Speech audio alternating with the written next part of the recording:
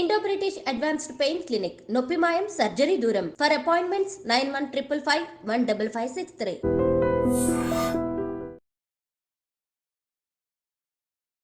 Hi hello నమస్తే, welcome back to iDream media. ఈరోజు మనతో ఉన్నారు సర్టిఫైడ్ ఫైనాన్షియల్ ప్లానర్ అయిన డాక్టర్ అనిల్ కుమార్ బచ్చు గారు. సార్తో మాట్లాడదాం. ముఖ్యంగా ఇలాంటి టైంలో మార్కెట్ అనేది మనం ఎలా ఉంటుంది, దాంట్లో ఎలా ఇన్వెస్ట్మెంట్ చేయాలి అనేది ప్రొసీజర్ తెలుసుకుందాం. నమస్తే స్వామి. నమస్తే అండి. స్వామి, మార్కెట్ ఇప్పుడు వాలటైల్గా ఉంది. అవును. రీజన్స్ హెచ్ఎంపివి వైరస్ అనేది అవును. అండ్ ఎఫ్ఐకి సంబంధించి అండ్ ముఖ్యంగా ఇంటర్నేషనల్ గ్లోబల్ ఫ్యాక్టర్స్ ఎక్కువ ఉన్నాయి. అవును. అయితే ఇలాంటి హై వాలటైల్ మార్కెట్లో రైట్ నో ఎలా ఇన్వెస్ట్ చేయాలి, ఎటువంటి ప్రాసెస్ మనం ఫాలో అవ్వాలంటారు? Very good question. అంటే యాక్చువల్లీ చాలా రిలవెంట్ క్వశ్చన్. ఇప్పుడు చూస్తున్నాం ఏంటంటే మార్కెట్ లాస్ట్ అక్టోబర్ నుంచి మోరార్లే సెప్టెంబర్ 15th నుంచి అప్స్ అండ్ డౌన్స్ 26,000 నుంచి 23,200 ఆ రేంజ్లోకి వెళ్ళింది. ఇప్పుడు ఇవాళ కూడా చూస్తే మళ్ళీ 23,500 దగ్గరే ఉండిపోయింది. దాని మీద ఆల్రెడీ ఎగ్జిస్టింగ్ టెన్షన్స్ పోను కొత్తగా ఈ కొత్తగా ఇంకొక హెచ్ఎంపి ఈ వైరస్ వచ్చింది. దానివల్ల ఇంకా కొంచెం భయాలు పెరిగిపోయాయి. దాంతో పాటు ఇంకోటి ఏంటంటే ఈ క్వార్టర్ మన జీడిపి కూడా 6.7 6.8 దగ్గర ఆగిపోయేట్టుంది అనే డేటా కూడా వచ్చింది. సో అదొక మేజర్ రీజన్.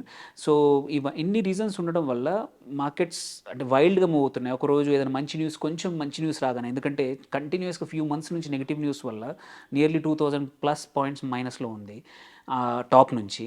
అలాంటప్పుడు కొంచెం మంచి న్యూస్ వచ్చినా మార్కెట్ రెస్పాండ్ అవుతుంది, but at the same time మళ్ళీ డౌన్ అవుతుంది. ఇలాంటి టైంలో ఎస్పెషల్లీ పోర్ట్ఫోలియో బిల్డ్ చేసుకున్నప్పుడు కొనాల్సినవి ఏంటంటే ఫండమెంటల్లీ వెరీ స్ట్రాంగ్ ఉండి అండ్ మీరు వైల్డ్గా అంటే ఎవరు చెప్పారని కొనకుండా ప్రాపర్గా కొంచెం ఫండమెంటల్ అనాలిసిస్ ఒకటి స్ట్రాంగ్గా చేసుకొని దెన్ ఆల్సో కొంచెం మూమెంట్ చూసుకోవాలి.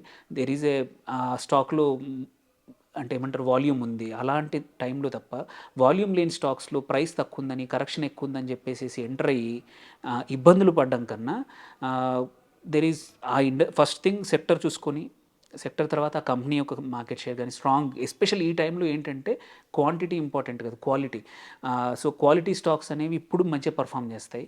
అండ్ ఆల్సో ఇంకోటి డిఫెన్సివ్ సెక్టర్స్ అంటారు. డిఫెన్సివ్ అంటే డిఫెన్స్ కాదు, డిఫెన్సివ్ స్టాక్స్ ఏంటంటే కన్జంప్షన్, లైక్ ఏమంటారు ఎఫ్ఎంసీజీ స్టాక్స్ అనుకోండి, కొన్ని ఆటోమోటివ్ స్టాక్స్ అనుకోండి, ఆర్ కొన్ని ఫుడ్ స్టాక్స్, ఇలాంటివి ఏంటంటే ఇట్లాంటి టైంలో కూడా వొలటైల్ మార్కెట్లో ఏంటంటే యూజువల్లీ ఎగ్జాంపుల్ ఐటీసీ ఉంది, హెచ్యుఎల్ ఉంది.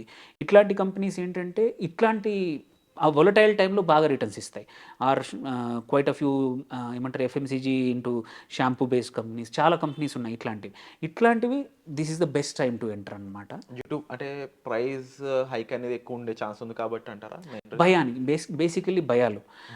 సో బికాజ్ అన్సర్టెనిటీ ఎక్కువ ఉన్నప్పుడు ఏంటంటే బేసిక్ నెసెసిటీస్ మీద ఫోకస్ చేస్తాం. ఎఫ్ఎంసీజీలో ఎక్కువ నెసెసిటీ వస్తువులే ఉంటాయి. సో వేరే మానేస్తాం కానీ, లైక్ కార్ కొండం ఆపేయచ్చు, ఆర్ ఇంకా వెకేషన్స్ ఆపొచ్చు, బట్ ఫుడ్ తినడం కానీ కన్సంప్షన్స్ మాత్రం మనం ఆపం. ఇంకా ఎలాంటి టైంలో. ఎస్, అందుకోసమే ఎఫ్ఎంసీజీ యూజువల్లీ డిఫెన్సివ్. అంటే ఇప్పుడున్న బయట భయాల వల్ల ఐటీ కానీ క్యాపిటల్ ఇంటెన్సివ్ కంపెనీస్ ఏవైతే ఉన్నాయో అవి కొంచెం స్లో డౌన్ అయ్యాయి. అలాంటప్పుడు ఇట్లాంటి ఎఫ్ఎంసీజీ స్టాక్స్ ఒకటి. ఇంకొక మేజర్ థింగ్ ఏంటంటే మళ్ళీ వైరస్ కేర్ వల్ల సడన్గా మళ్ళీ ఏదైనా ఫార్మా బూమ్ రావచ్చు అనే అజంప్షన్, అది నిజం కాకపోవచ్చు. ఇట్లాంటి టైంలో అనవసరంగా ఈ టైంలో పెరిగే స్టాక్స్ని ఫాలో అవ్వకపోవడం, అంటే తొందరపడి కొనకపోవడం చాలా ఇంపార్టెంట్. ఎందుకంటే this is a trap. Immediate fall ఉండొచ్చు, ట్రాప్ ఉంది. ఎందుకంటే ఈ వైరస్ ఎంతగా నిజంగానే భయం ఉందనేది మాత్రం తెలియట్లేదు. బికాస్ చైనా నుంచి వస్తున్న న్యూస్ మిక్స్డ్ సిగ్నల్స్ ఉన్నాయి. ఓన్లీ కొన్ని హాస్పిటల్స్ ఉన్నాయి, బట్ బయట మాత్రం నార్మల్గా ప్రజా జీవితం నార్మల్గా గడిచిపోతుంది అక్కడ. WHO అయితే అంత సీరియస్ కాదు అనేది. WHO కాకుండా ఇండియన్స్ ఎవరైతే చైనాలో ఉన్నారో మల్టిపుల్ సిటీస్లో వాళ్ళు వీడియోస్ పోస్ట్ చేస్తున్నారు, లైవ్ వీడియోస్ పోస్ట్ చేస్తున్నారు. సో అంత ఎక్కువగా భయపడాల్సిన అవసరం లేదు. ఇది మేబీ గవర్నమెంట్ కానీ ఏవైతే సర్క్యులర్స్ స్టేట్ గవర్నమెంట్ కానీ సెంట్రల్ గవర్నమెంట్ చేసింది ఏంటంటే ముందు జాగ్రత్త. లాస్ట్ టైం జరిగిన కోవిడ్ టైంలో జరిగిన తప్పులు ఆర్ స్లో రెస్పాన్స్ ఉండకుండా ముందుగా వార్న్ చేస్తున్నారు ఏంటంటే కొంచెం జాగ్రత్తలు తీసుకోండి. సో ఈ స్కేర్ అనేది నిజంగానే ఫుల్ బ్లోన్గా ఏదైనా అవ్వకపోతే ఇప్పుడు ఫ్యూ డేస్లో ఇప్పుడు ఏదైనా స్టాక్స్ ఏవైతే సడన్గా పెరిగాయో, సో ఇంపార్టెంట్ ఏంటంటే ఈ టైంలో ఆ స్టాక్కి ఫండమెంటల్లీ స్ట్రాంగ్ గ్రోత్ ఉంది. ఆ కంపెనీ ఒక 15 to 20% year on year revenues ఉన్నాయి అండ్ ప్రాఫిట్ గ్రోత్ కరెక్ట్గా ఉంది. వాటి మీరు దాని ఏమంటారు మనం రిజల్ట్స్ చూసుకున్నాం అనుకోండి, లాస్ట్ క్వార్టర్ పర్ఫార్మెన్స్ బాగుంది అండ్ మేనేజ్మెంట్ గైడెన్స్ బాగుంది, అవి చూసుకొని ఎంటర్ అవ్వండి. కానీ జస్ట్ బికాస్ ఆఫ్ న్యూస్ సైకిల్కి రెస్పాండ్ అవుతే మాత్రం, ఎందుకంటే ఈ లాస్ట్ 2 monthsలో పోస్ట్ యుఎస్ ఎలక్షన్స్, ఇప్పుడు ట్రంప్ వచ్చే ముందు ఈ ట్రాన్సిషన్ టైంలో lot of changes, whether it is Israel గాజాలో వారే కావచ్చు, ఇప్పుడు రష్యా ఉక్రెయిన్ వారే కావచ్చు, ఇవన్నీ కూడా నెక్స్ట్ మంత్ నుంచి చాలా చేంజెస్ రాబోతున్నాయి. బికాస్ ట్రంప్ ఒకసారి పవర్లోకి వచ్చాక ఈ యుద్ధాలని ఎంకరేజ్ చేసే అవకాశం లేదు. అప్పుడు ఇంకొక రకమైన కన్సర్న్స్ రావచ్చు. ఇది తను టారిఫ్స్ అంటున్నాడు, ట్రేడ్ వార్, బేసికలీ ఇట్లాంటి ఫిజికల్ వార్స్ బదులు ట్రేడ్తో యుద్ధాలు చేయడం అనమాట, బేసికలీ టారిఫ్ వార్. సో దానివల్ల అప్పుడు ఎగుమతులు మళ్ళీ ఇంపోర్ట్స్ ఎక్స్పోర్ట్స్ రెండిటి వల్ల అప్పుడు ఇష్యూస్ వస్తాయి. సో అప్పుడు కొత్త రకమైన ఇష్యూస్ వస్తాయి. బట్ ఇట్లాంటి కరెంట్లీ ఉన్న భయాలు మాత్రం పోయే అవకాశం ఉన్నాయి.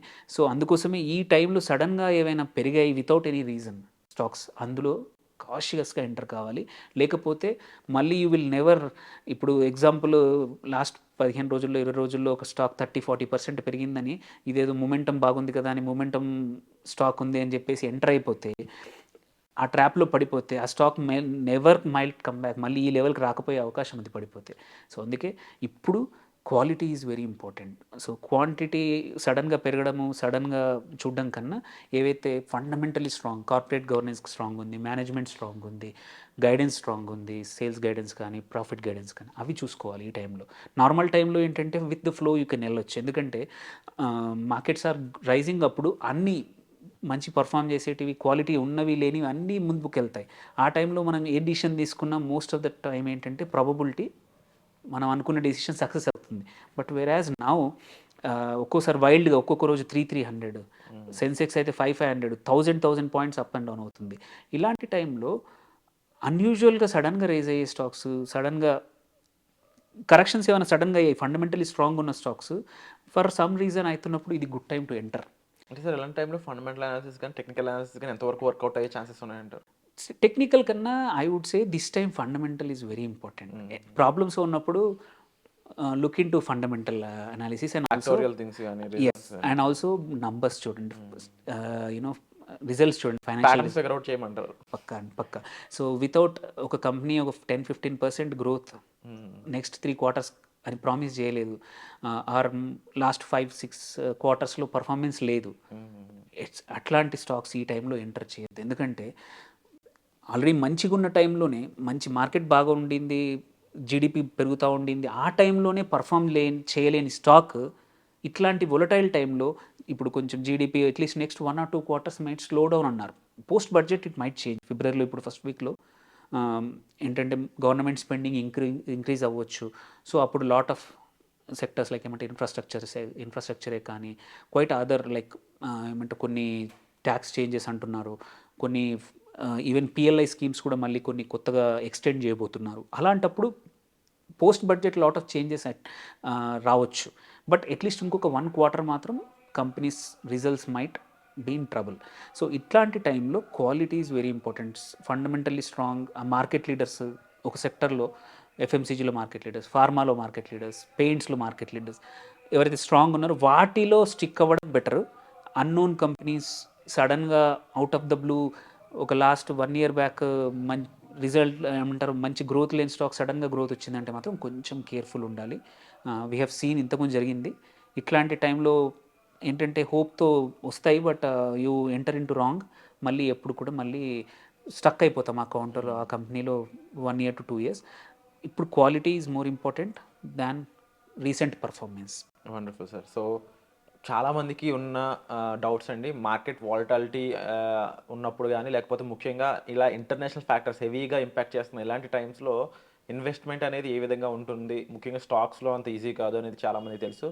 బట్ ఒక అనాలిసిస్ అయితే సార్ ఇవ్వడం జరిగింది.